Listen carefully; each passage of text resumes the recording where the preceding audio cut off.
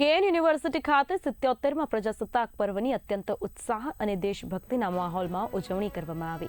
આ પ્રસંગે યુનિવર્સિટીના પ્રમુખ, ટ્રસ્ટીગણ, શૈક્ષણિક સ્ટાફ અને વિદ્યાર્થીઓ બહોળી સંખ્યામાં ઉપસ્થિત રહી તિરંગાને સલામી આપી હતી। કાર્યક્રમની શરૂઆત યુનિવર્સિટીના પ્રમુખ બિપિન પટેલના હસ્તે ગરિમાપૂર્ણ રીતે ધ્વજવંદન કરીને કરવામાં આવ્યું હતું। આ અવસરે ઉપપ્રમુખ Dhruv Patel, trustee Parul Patel, vice chancellor doctor Vijay Shrivastava, registrar તેમજ કેએનસીના અન્ય સભ્યો ખાસ ઉપસ્થિત રહ્યા હતા। પ્રમુખ બિપિન પટેલે પ્રાસંગિક પ્રવચનમાં જણાવ્યું કે યુવા પેઢી એ રાષ્ટ્રનું ભવિષ્ય છે। વાઇસ ચાન્સેલર ડોક્ટર વિજય શ્રીવાસ્તવે યુનિવર્સિટીની સફળતાનો શ્રેય સમગ્ર શૈક્ષણિક અને બિન શૈક્ષણિક સ્ટાફની મહેનતને આપ્યો હતો। અમારી કેએન યુનિવર્સિટીના 2 વર્ષ પૂર્ણ થયા।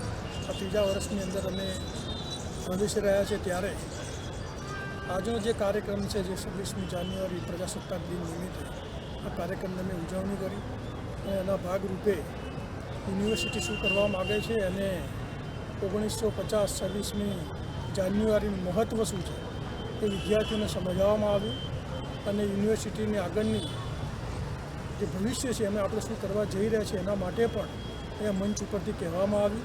સાથે સાથે આ દેશને 2047ની અંદર વિકસિત દેશની હરોળની અંદર આ દેશને લઈ જવા પ્રયાસ માનનીય નરેન્દ્રભાઈ મોદી સાહેબ, માનનીય અમિતભાઈ શાહ સાહેબ જે પ્રકારે કરી રહ્યા છે તેમને હાથ મજબૂત કરવા માટે આ યુવાનોને સંબોધન કરવામાં આવ્યું કે આવનારા દિવસોની અંદર અને આપણો આ દેશ એ યુવાનોનો દેશ છે અને આજે દુનિયાની સૌથી ગ્રોઈંગ દેશ આપણો ભારત દેશ છે અને આ દેશને વિશ્વગુરુ બનાવવાની અંદર જે નરેન્દ્રભાઈ મોદી સાહેબ, અમિતભાઈ શાહ સાહેબ દ્વારા જે કામરૂપી યજ્ઞ થઈ રહ્યો છે એમાં આપણાથી પણ બનતી જે પણ મહેનત હોય એ પ્રકારે કામરૂપી આહુતિ આપણે આપીએ અને તેમનો હાથ મજબૂત કરીએ એવો પણ સંદેશો અમે આજના દિવસે આ વિદ્યાર્થીઓને આપ્યો છે।